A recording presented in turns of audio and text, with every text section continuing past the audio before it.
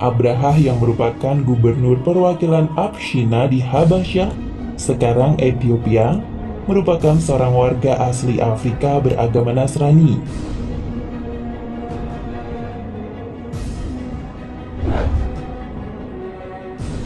Saat tiba di Yaman, ia merasa heran dengan kebiasaan warganya yang rutin berkunjung ke Hijaz.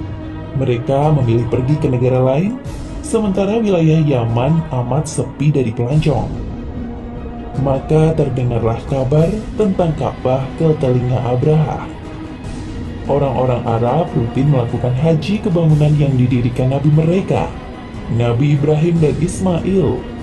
Kala itu Rasulullah belum hadir di tengah bangsa Arab. Kisah Abraha inilah yang kemudian menjadi pembuka kisah lahirnya Nabiullah Muhammad SAW.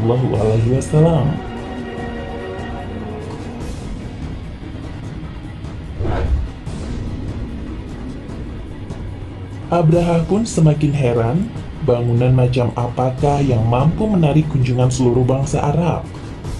Tak mengakui kesucian Ka'bah, Abraha spontan segera berpikir untuk menandinginya.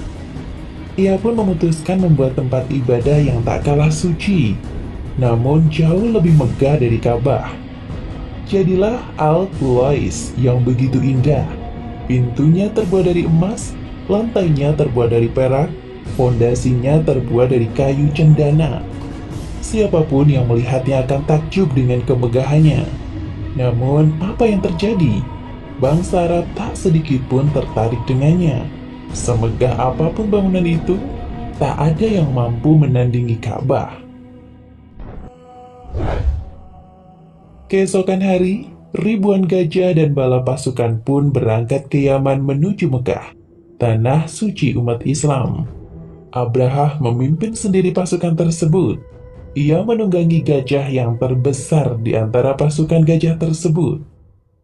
Mendengar kabar pasukan di dekat Mekah, Abdul Muthalib menjawab, "Demi Allah, kami tidak ingin berperang, dan kami tidak punya kekuatan untuk melawan kalian.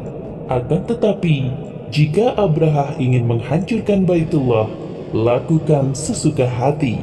Namun aku yakin Allah tidak akan membiarkan rumahnya dihancurkan," ujarnya. Mendengar 20 ekor untanya dirampas pasukan Abraha, Abdul Muthalib pun beranjak menemui Abraha. Ia menyangka Abdul Muthalib cemas Ka'bah akan dihancurkan oleh pasukan gajahnya. "Apa keperluan Anda hingga datang kemari?" tanya Abraha kepada kakek Rasulullah dengan congkak. Namun jawaban Abdul Muthalib sangat di luar dugaan Abraha. "Kembalikan 200 ekor unta milikku yang telah dirampas oleh pasukanmu," ujar Abdul Muthalib. Abraha pun terheran. "Mengapa kau lebih mengkhawatirkan untamu? Padahal kami datang ke sini untuk menghancurkan Ka'bah. Mengapa kau tidak mengkhawatirkan Ka'bah itu saja?" ujarnya. "Unta-unta yang kau rampas itu adalah milikku, sementara Ka'bah merupakan milik Allah, maka Allah lah yang akan melindunginya," jawab Abdul Muthalib ringan. Abraha terdiam namun geram. Bergegaslah warga Mekah meninggalkan kota, sementara Ka'bah tetap berdiri, tak satu pun warga yang melindungi. "Ya Allah, kami menyelamatkan diri kami, maka lindungilah rumahmu ini," doa Abdul Muthalib di depan Ka'bah sebelum meninggalkan kota. Abraha pun memerintahkan untuk menyerang.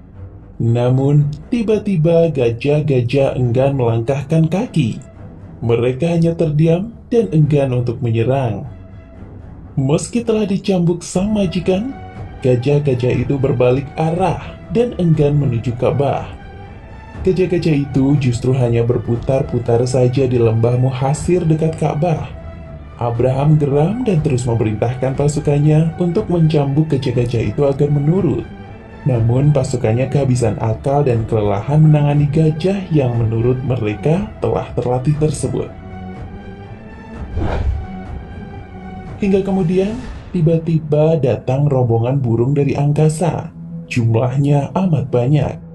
Yang mengerikan, setiap ekor burung membawa batu-batu panas. Menargetkan pasukan Abraha, burung-burung itu pun melemparkan batu membara tersebut. Setiap yang terkena batu itu, ia langsung binasa. Melihatnya, panik dan bubarlah pasukan. Mereka berlarian mencari tempat berlindung. Namun tidak ada yang selamat. Mereka binasa. Bahkan sebelum menyentuhkan sedikit pun jemari ke Baitullah, pasukan Abraha binasa dan selamatlah Ka'bah. Allah selalu melindungi Ka'bah hingga akhir zaman.